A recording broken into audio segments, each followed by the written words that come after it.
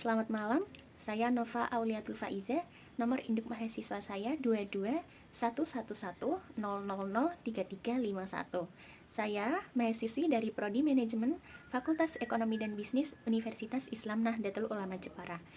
Dalam video kali ini, saya akan menjelaskan tentang etika dalam berbisnis untuk memenuhi tugas ujian akhir semester mata kuliah Etika Akademik dan Bisnis.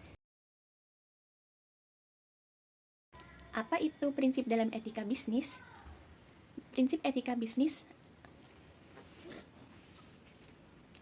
Apa itu prinsip dalam etika bisnis? Prinsip etika bisnis adalah sekumpulan tata cara ideal mengenai pengelolaan bisnis dengan memperhatikan nilai, norma, dan perilaku. Yang pertama, saya akan menjelaskan tentang prinsip kejujuran. Prinsip kejujuran merupakan prinsip yang pertama dalam etika bisnis. Sikap jujur menjadi salah satu kunci sukses dan keberhasilan suatu usaha. Prinsip kejujuran menanamkan sikap apa adanya berdasarkan fakta, situasi, dan kondisi yang sebenarnya. Dengan kata lain, apa yang dikatakan itulah apa yang dikerjakan. Prinsip ini juga memberikan kepatuhan dalam melaksanakan berbagai kontrak, komitmen, dan perjanjian yang telah dibuat. Adapun contoh dalam prinsip kejujuran yaitu misalnya jujur ke konsumen mengenai kandungan pada produk yang dijual. Yang kedua, saya akan menjelaskan tentang prinsip otonomi. Prinsip otonomi merupakan kemampuan dan sikap seseorang dalam mengambil tindakan dan keputusan berdasarkan kesadarannya sendiri tentang apa yang menurutnya baik untuk dilakukan. Prinsip otonomi menunjukkan sikap kemandirian, kebebasan, serta tanggung jawab. Orang yang mandiri berarti orang yang dapat mengambil keputusan lalu melaksanakannya berdasarkan kemampuan sendiri dan sesuai dengan apa yang diyakini, bebas dari tekanan, hasutan, dan ketergantungan kepada pihak lain. Prinsip otonomi mengedepankan pada kemandirian dalam proses pengambilan keputusan. Contohnya, ketika perusahaan memilih supplier tertentu dengan pertimbangan kemudahan pengiriman serta harga. Kemudian yang ketiga, saya akan menjelaskan tentang prinsip keadilan. Menurut pandangan umum, keadilan yaitu menjaga hak-hak orang lain. Definisi keadilan ialah memberikan hak kepada yang berhak menerimanya. Keadilan merupakan suatu ukuran keabsahan atau tatanan kehidupan berbangsa, bermasyarakat, dan bernegara. Keadilan dalam konteks bisnis memegang peranan penting karena menyangkut barang dan jasa yang dibutuhkan banyak orang untuk dimiliki dan dipakai. Keadilan dalam relasi bisnis adalah sesuatu yang harus diusahakan, karena tidak timbul secara otomatis sehingga sesuatu mempunyai nilai etis. Contoh dari prinsip keadilan dalam etika bisnis bisa dilihat pada pemberian gaji kepada karyawan. Gaji yang diberikan sudah sesuai dengan tugas serta tanggung jawab masing-masing pegawai, maka bisa disebut prinsip keadilan itu sudah berlaku di dalam etika bisnis perusahaan tersebut. Yang keempat, yaitu saya akan menjelaskan tentang prinsip saling menguntungkan atau disebut dengan mutual benefits principle. Prinsip saling menguntungkan menanamkan kesadaran untuk saling memberikan keuntungan satu sama lain. Artinya, dalam setiap tindakan bisnis harus diusahakan supaya semua pihak merasa diuntungkan dan tidak dirugikan. Sebagai contoh, penerapan prinsip saling menguntungkan adalah ketika berinteraksi dengan pelanggan. Anda menyediakan produk yang berkualitas kepada para konsumen. Dengan begitu, konsumen akan memperoleh manfaat yang maksimal dari keberadaan produk tersebut. Prinsip yang terakhir yaitu prinsip integritas moral. Prinsip integritas moral merupakan prinsip yang tidak merugikan orang lain dalam mengambil keputusan dan tindakan bisnis. Prinsip ini dilandasi dengan kesadaran bahwa setiap orang harus dihormati sebagai manusia. Prinsip integritas moral akan mendorong pelaku bisnis atau pengusaha untuk menghormati harkat dan martabat orang lain. Maka dari itu, dalam setiap pengambilan keputusan, pelaku bisnis akan berupaya untuk mencegah timbulnya kerugian bagi orang lain. Kesimpulannya yaitu prinsip integritas moral merupakan salah satu prinsip etika bisnis yang tidak akan merugikan orang lain dalam pengambilan suatu keputusan maupun tindakan bisnis, di mana prinsip ini dilandasi oleh kesadaran bahwasanya setiap orang harus dihormati sebagai manusia. Contohnya, yang pertama, memberikan pelayanan yang baik kepada pelanggan. Kedua, mengucapkan terima kasih setelah melakukan transaksi. Yang ketiga, berbicara dengan bahasa yang sopan, baik, dan baku.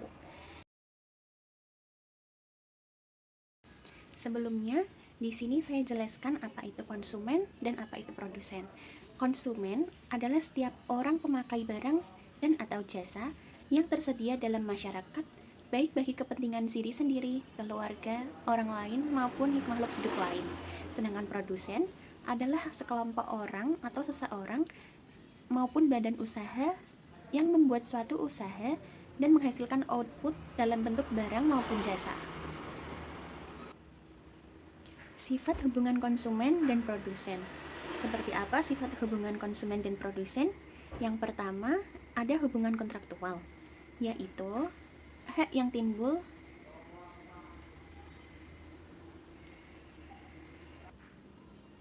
sifat hubungan konsumen dan produsen.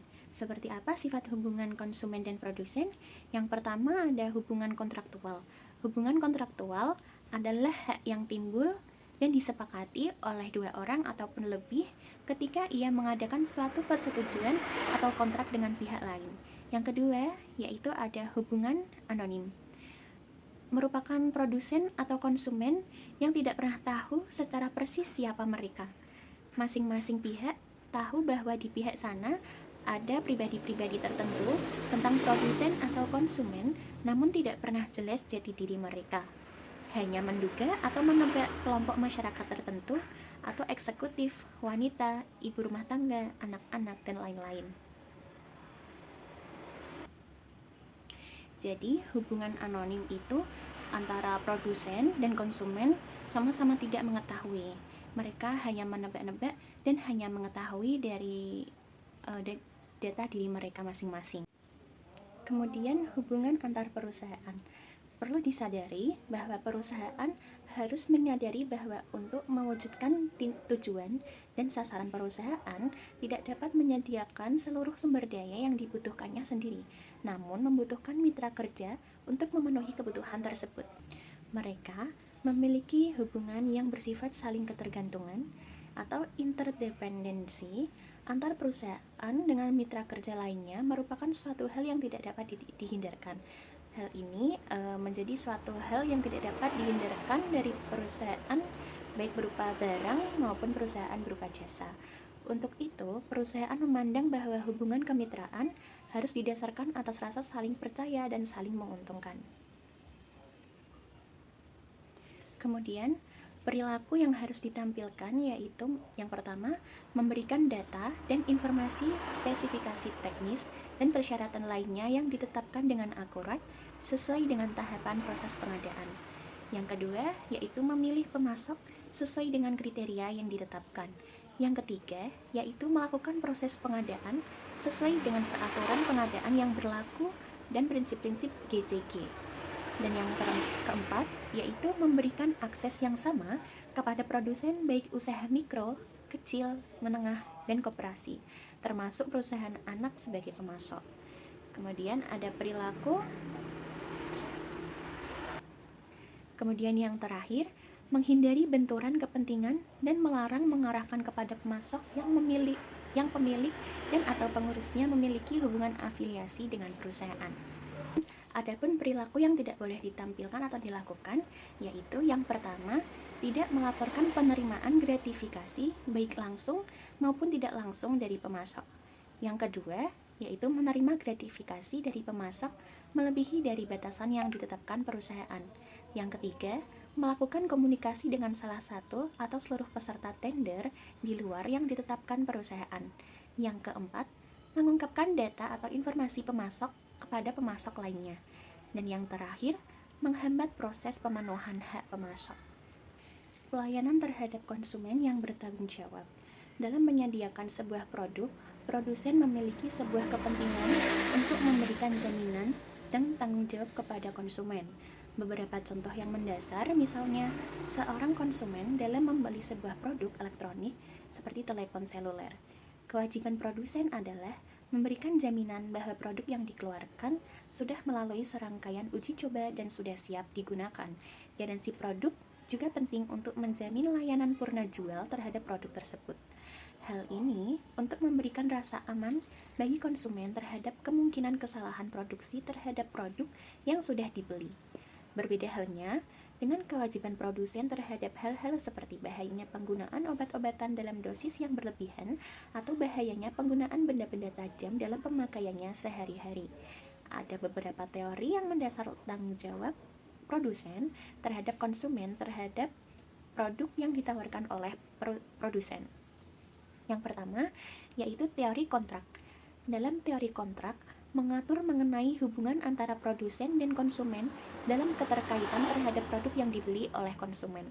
Ketika konsumen membeli sebuah produk, maka secara tidak langsung telah mengadakan kontrak dengan perusahaan itu.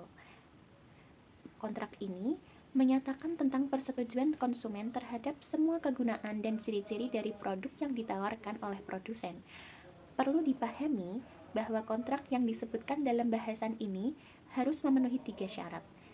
Pertama, kedua belah pihak wajib mengetahui arti kontrak dan sifat-sifat produk. Kemudian yang kedua belah pihak harus melukiskan dengan benar fakta yang menjadi objek kontrak tanpa adanya gambaran palsu. Dan yang terakhir, kontrak tidak boleh dilaksanakan dengan unsur paksaan. Contoh dalam teori ini yaitu dalam sektor finansial, khususnya simpan pinjam dan produk elektronik yang memiliki garansi. Kedua, yaitu teori perhatian semestinya. Dalam teori ini, kepentingan konsumen lebih diutamakan di mana produsen sebagai pihak yang paling mengetahui mengenai produknya mempunyai kewajiban untuk menjaga kualitas agar konsumen tidak mengalami kerugian pada saat membeli produknya.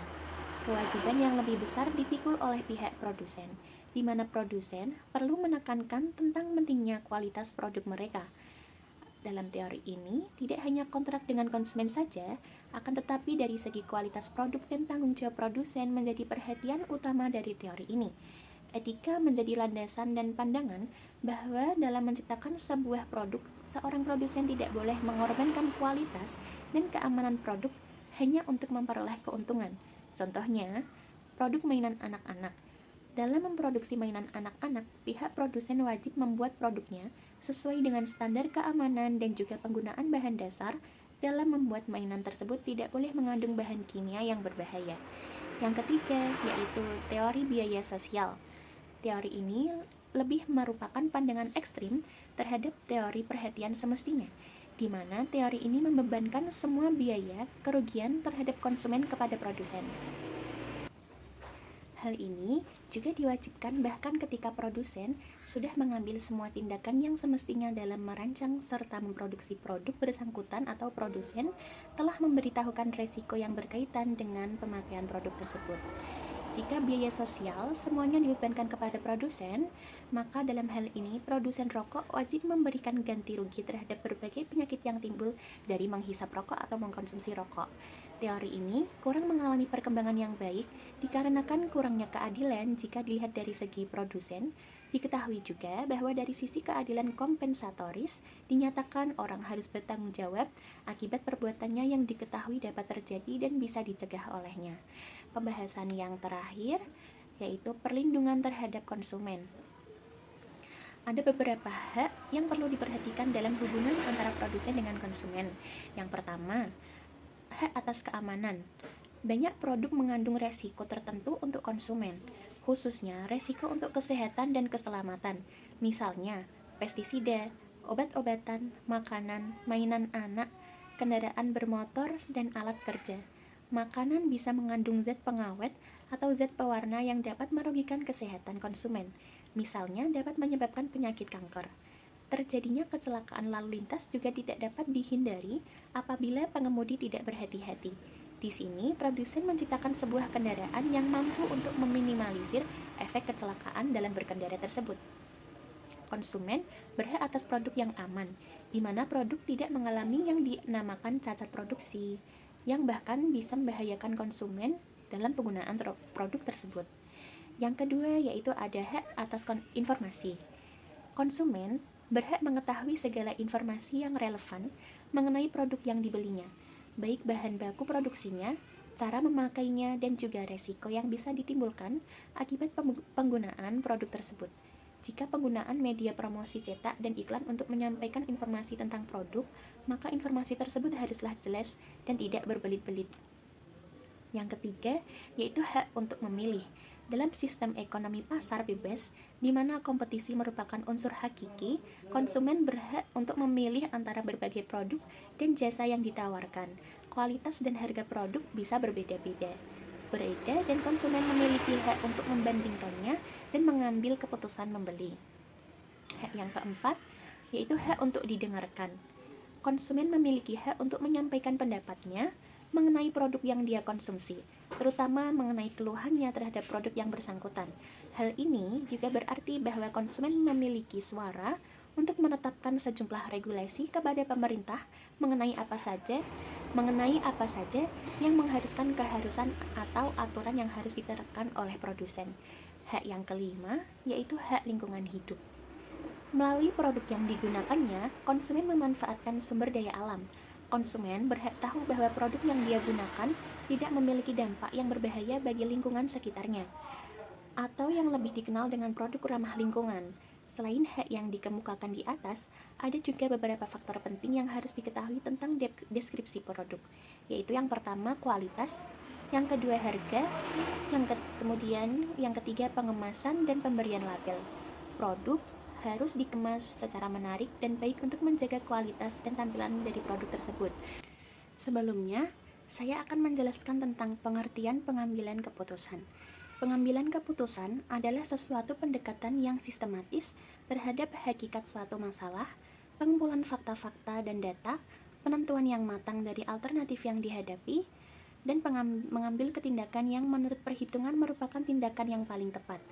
Dua aspek yang harus diperhatikan dalam pengambilan keputusan, yaitu aspek substantif dan aspek administratif. Nilai etika moral dalam pengambilan keputusan pada suatu perusahaan.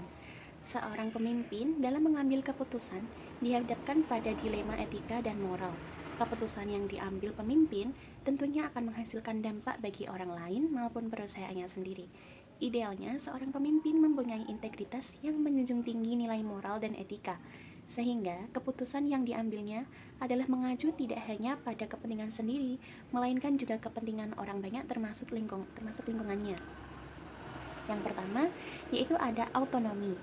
Isu ini berkaitan dengan apakah keputusan Anda melakukan eksploitasi terhadap orang lain dan mempengaruhi kebebasan mereka. Setiap keputusan yang Anda ambil tentunya akan mempengaruhi banyak orang.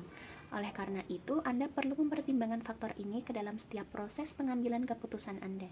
Misalnya, keputusan untuk merekrut pekerja dengan biaya yang murah. Seringkali, perusahaan mengeksploitasi buruh dengan biaya semurah mungkin. Padahal sesungguhnya upah tersebut tidak layak untuk hidup dan untuk diberikan kepada pekerjanya. Kemudian yang kedua ada non-malfeasance. Apakah keputusan Anda akan mencederai pihak lain? Di kepemerintahan, nyaris setiap peraturan tentunya akan menguntungkan bagi satu pihak, sementara itu mencederai bagi pihak lain. Begitu pula halnya dengan keputusan bisnis pada umumnya, di mana tentunya menguntungkan bagi beberapa pihak, namun tidak bagi pihak lain. Misalnya, kasus yang belakangan menghangat yaitu pemerintah dengan UU ITE atau Undang-Undang Informasi dan Transaksi Elektronik yang baru disahkan dan ditentang oleh banyak pihak. Salah satunya implikasi dari UU tersebut adalah pemblokiran situs porno. Meskipun usaha pemerintah baik, namun banyak pihak yang menentangnya. Yang ketiga, yaitu ada beneficence. Apakah keputusan yang Anda ambil benar-benar membawa manfaat?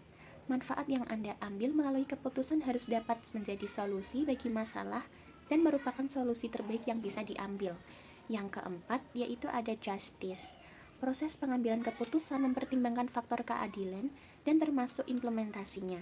Di dunia ini memang sulit untuk menciptakan keadilan yang sempurna, namun tentunya kita selalu berusaha untuk menciptakan keadilan yang ideal, di mana memperlakukan tiap orang dengan sejajar. Misalnya, dalam keputusan reward, Astra Internasional mempunyai dua filosofi dasar. Pertama adalah fair secara internal, di mana setiap orang dengan golongan yang sama dan prestasi yang sama, maka pendapatannya juga sama. Keputusan ini mencerminkan keadilan di dalam perusahaan itu sendiri. Sementara itu, filosofi lainnya adalah kompetitif secara eksternal atau gaji yang bersaing dalam industri. Yang kelima yaitu ada fidelity. Fidelity berkaitan dengan kesesuaian keputusan dengan definisi peran yang kita mainkan. Seringkali ini melibatkan looking at the bigger picture atau melihat secara keseluruhan dan memahami peran Anda dengan baik. Misalnya, keputusan Chairman Federal Reserve BNS, Bernanke, untuk menyelamatkan Bear Stearns dengan cara menyokong dana bagi akuisisi JP Morgan terhadap Bear Stearns bernilai 30 miliar dolar US dan dipertanyakan oleh banyak pihak. Namun Bernanke berpendapat bahwa ia melakukan demi mencegah kekacauan finansial yang akan dialami jika Bear Stearns benar-benar bangkrut. Pengambilan keputusan yang etis dalam perusahaan, yang pertama ada pertimbangan tentang apa yang benar dan apa yang salah. Yang kedua sering menyangkut pilihan yang sukar. Yang ketiga tidak mungkin dielakkan. Dan yang keempat dipengaruhi oleh norma, situasi, iman, tabiat, dan lingkungan sosial. Kriteria pengambilan keputusan yang etis yaitu yang pertama ada pendekatan bermanfaat. Pendekatan bermanfaat atau utilitarian approach yang didukung oleh filsafat abad ke-19. Pendekatan bermanfaat itu sendiri adalah konsep tentang etika bahwa perilaku moral menghasilkan kebaikan terbesar bagi jumlah terbesar. Pendekatan pengambilan keputusan individu dan kelompok. Yang pertama ada pengambilan keputusan individu. Pengambilan keputusan merupakan suatu proses pemilihan alternatif terbaik dari beberapa alternatif secara sistematis untuk ditindaklanjuti atau digunakan sebagai suatu cara pemecahan masalah. Secara umum, pengertian pengambilan keputusan telah dikemukakan oleh ahli diantaranya adalah, menurut George R. Terry, pengambilan keputusan adalah pemilihan alternatif perilaku atau kelakuan tertentu dari dua atau lebih alternatif yang ada. Menurut Sondang P. Siagian, pengambilan keputusan adalah suatu pendekatan yang sistematis terhadap hakikat alternatif yang dihadapi dan mengambil tindakan yang menurut perhitungan merupakan tindakan yang paling cepat. Menurut Harold Kons dan Jill O'Donnell, pengambilan keputusan adalah pemilihan. Menurut Harold Kons dan Jill O'Donnell, pengambilan keputusan adalah pemilihan di antara alternatif mengenai suatu cara bertindak, yaitu inti dari perencanaan.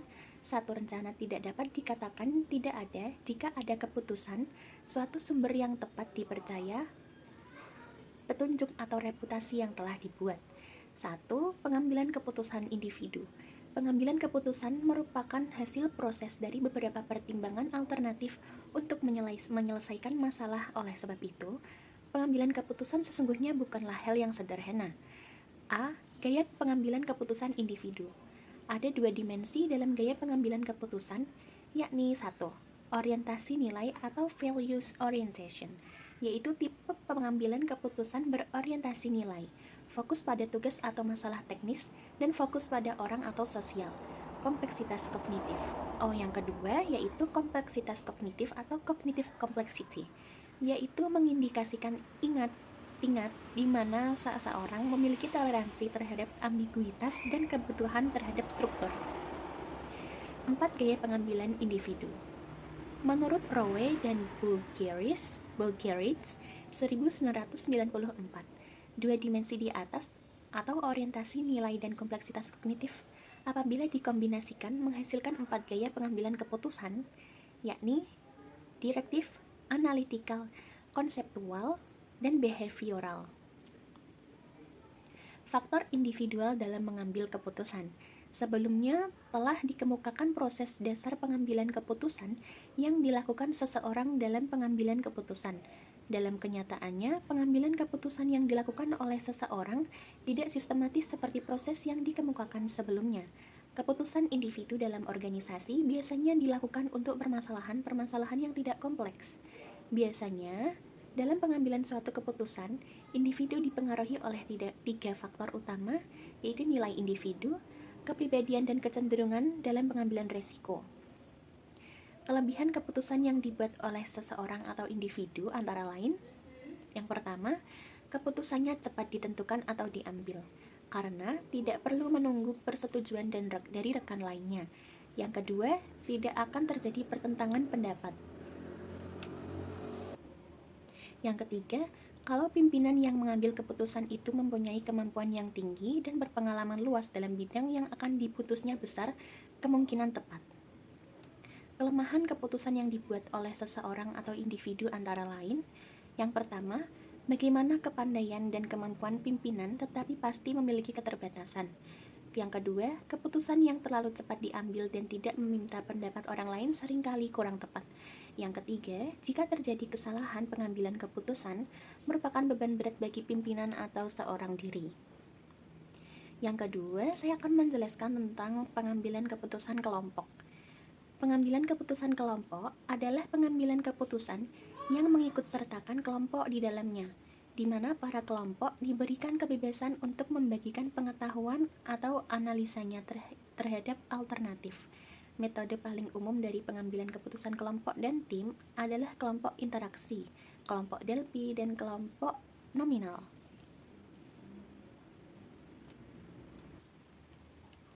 Menurut Mansor, ada beberapa kelebihan keputusan kelompok dibandingkan dengan keputusan individual. Antara lain, informasi yang lengkap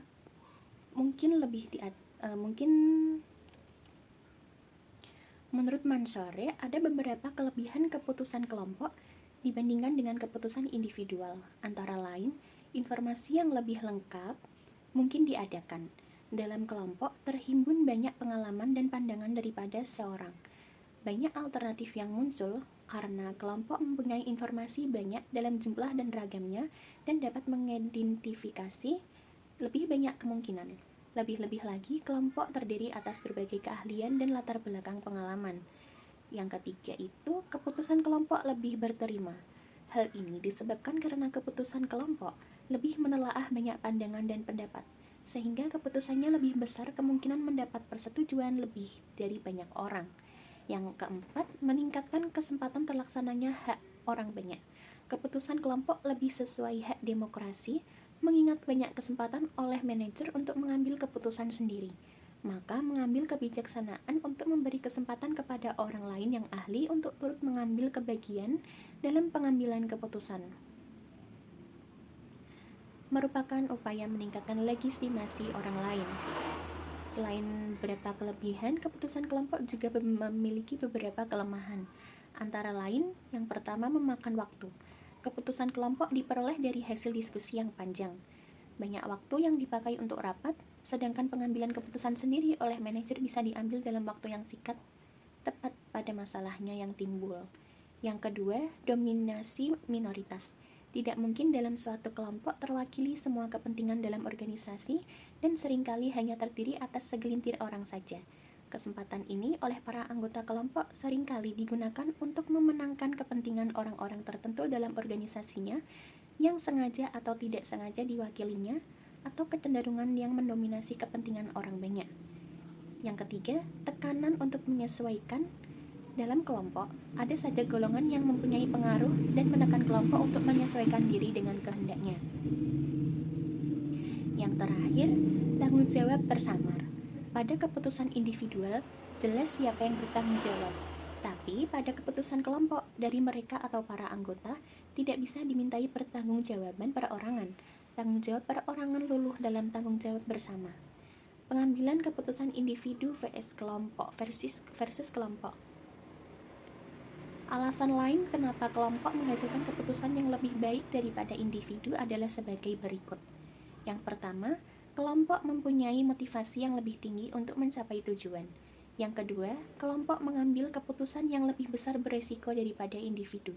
Yang ketiga, keterlibatan dalam pengambilan keputusan kelompok akan meningkatkan komitmen anggotanya dalam melaksanakan keputusan kelompok tersebut. Yang keempat, keterlibatan dalam pengambilan keputusan kelompok memungkinkan terjadinya perubahan sikap dan perilaku yang diperlukan dalam pelaksanaan keputusan. Dan yang kelima, perbedaan yang ada dalam keanggotaan merupakan sumber daya yang bervariasi. Dalam diskusi secara langsung, dapat meningkatkan kualitas dan kreativitas para anggotanya dalam berargumen. Pengertian Good Corporate Governance atau biasa disebut GCG dianggap sebagai elemen yang krusial dan penting untuk kunci kesuksesan perusahaan. Selain itu, di era sekarang, Ketika pertumbuhan jangka panjang semakin menjadi perhatian utama, GCG menjadi semakin penting untuk dipahami dan diterapkan di perusahaan.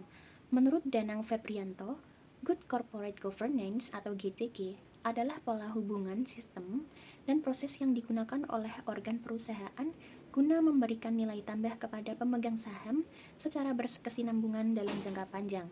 Pada dasarnya, GCG adalah suatu sistem pengelolaan perusahaan yang dirancang untuk meningkatkan kinerja perusahaan, melindungi kepentingan stakeholder, dan meningkatkan kepatuhan terhadap peraturan perundang-undangan serta nilai yang berlaku.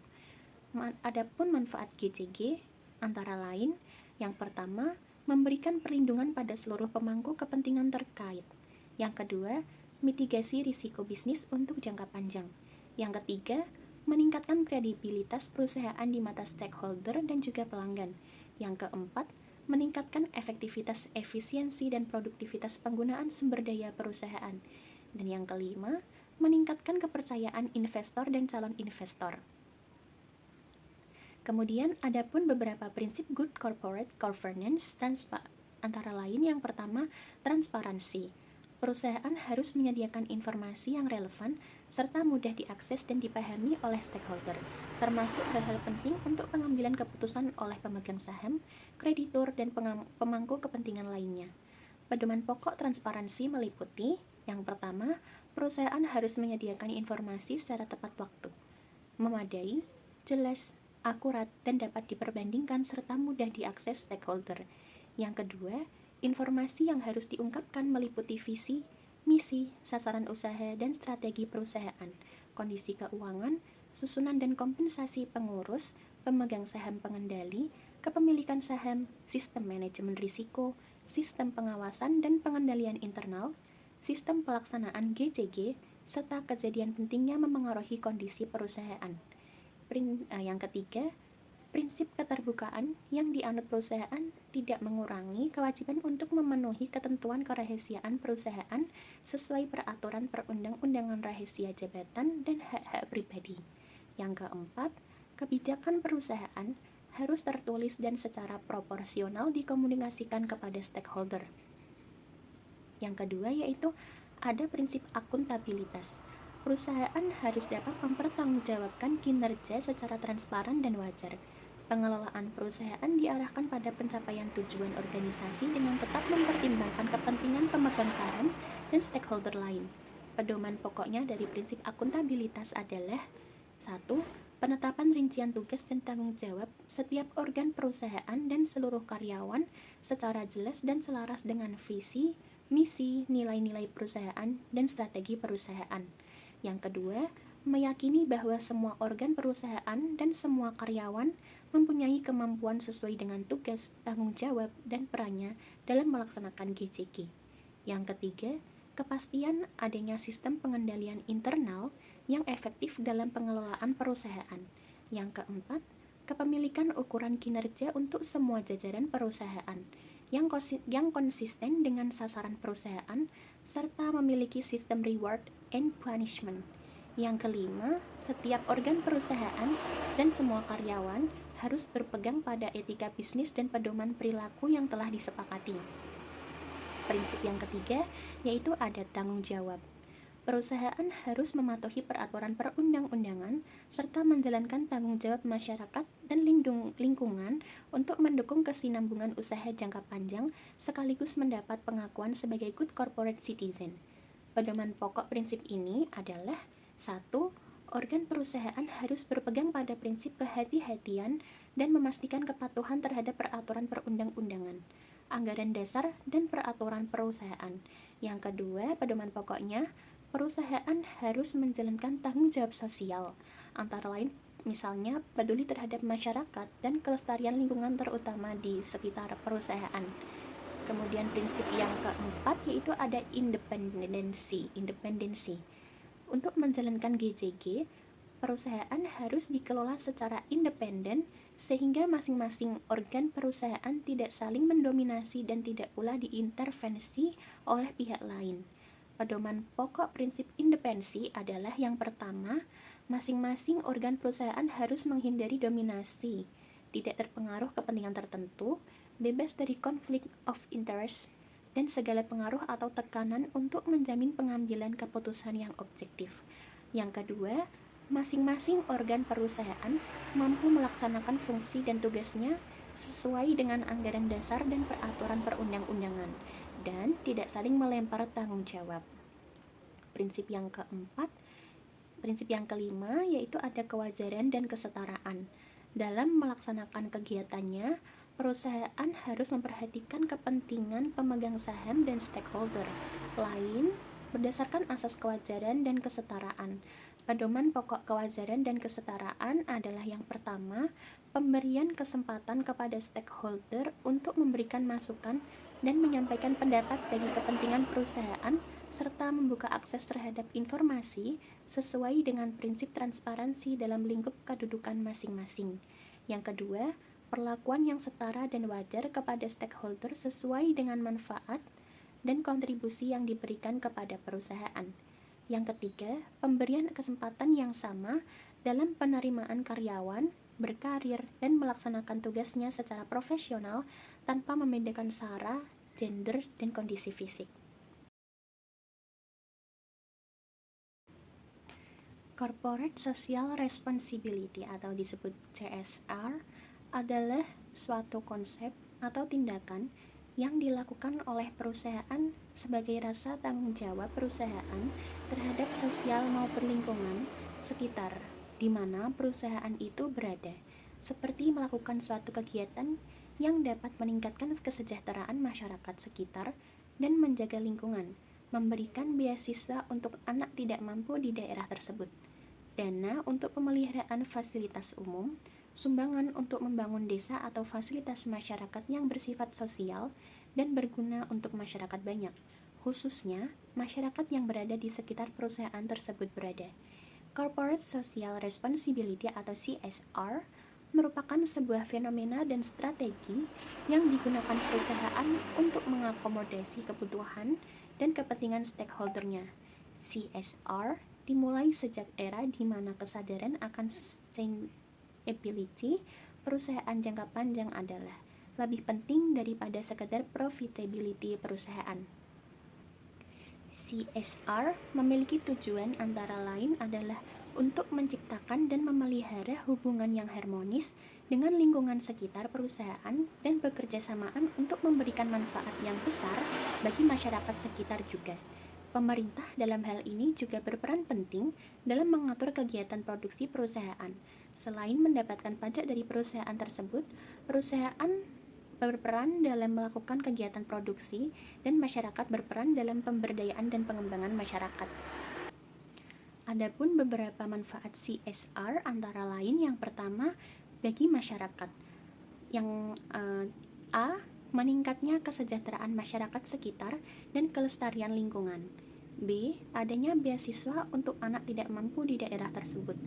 C. Meningkatnya pemeliharaan fasilitas umum. Dan D.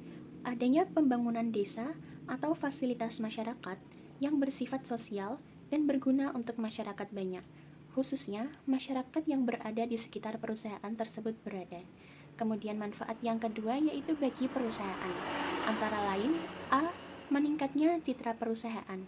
B. Mengembangkan kerjasama dengan perusahaan lain. C. Memperkuat brand merek perusahaan di mata masyarakat. D. Membedakan perusahaan tersebut dengan para pesaingnya. Dan E. Memberikan inovasi bagi perusahaan. Adapun contoh CSR antara lain, contoh perusahaan yang menerapkan CSR adalah PT PLN atau Persero. PLN telah berkomitmen menjadikan tenaga listrik sebagai media untuk meningkatkan kualitas kehidupan masyarakat, mengupayakan tenaga listrik menjadi pendorong kegiatan ekonomi dan menjalankan kegiatan usaha yang berwawasan lingkungan. PLN bertekad menyelaraskan pengembangan ketiga aspek dalam penyediaan listrik yaitu ekonomi, sosial, dan lingkungan. Untuk itu, PLN mengembangkan program Corporate Social Responsibility atau CSR sebagai wujud nyata dari tanggung jawab sosial perusahaan, wewenang, dan tanggung jawab program kemitraan dan bina lingkungan atau PKBL dan tanggung jawab sosial perusahaan atau CSR PT PLN atau Persero. Mencakup di antaranya menyusun dan melaksanakan kebijakan pemberdayaan masyarakat di lingkungan perusahaan sebagai bagian dari tanggung jawab sosial perusahaan, dan CSR dengan lingkup kegiatan community relation, community service, community empowering, dan pelestarian alam. Menyusun dan melaksanakan program kepedulian sosial perusahaan. Menyusun dan melaksanakan program kemitraan sosial dan bina UKM dan peningkatan citra perusahaan. Memastikan tersedianya dan terlaksananya program pelestarian alam, termasuk penghijauan dan upaya pengembangan citra perusahaan sesuai dengan prinsip Good Corporate Governance. Pelaksanaan program tanggung jawab sosial perusahaan atau CSR. A. Community Relation. Kegiatan ini menyangkut pengembangan kesepahaman melalui komunikasi dan informasi kepada para pihak yang terkait.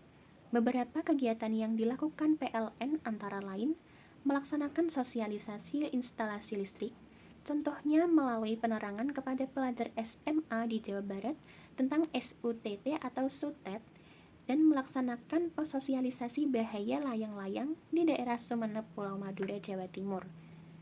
B. Community Service. Program bantuan dalam kegiatan ini B. Community Service. Program bantuan dalam kegiatan ini berkaitan dengan pelayanan masyarakat atau kepentingan umum.